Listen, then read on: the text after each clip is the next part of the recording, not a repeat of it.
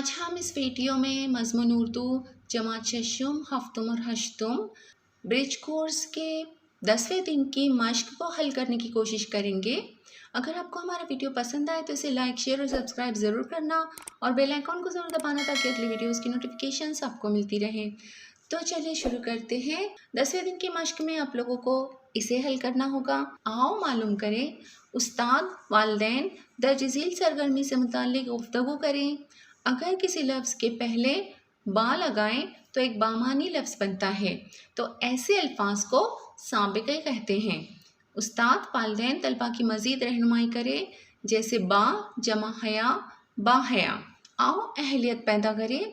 बा लगाकर साबिक़े तैयार कर सकते हैं। चलो बनाते हैं। नंबर 1 बा जमा वक़ार बा वक़ार। नंबर 2 बा जमा अदब बा अदब। आओ मश्क करें। बा लगाकर साबिक़े तैयार करने की मश्क करें। सबसे पहले आप लोगों को बा लिखना होगा।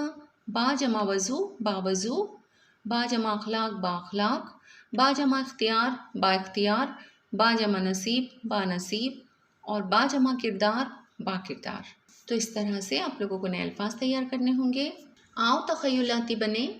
उसका चैलेंज है, आओ अपने उस्ताद या वालिदैन की मदद से दरसी किताब या अखबार और रिसालों के ज़रिए बा लगे हुए साबिक़े वाले अल्फाज तलाश करो और लिखो।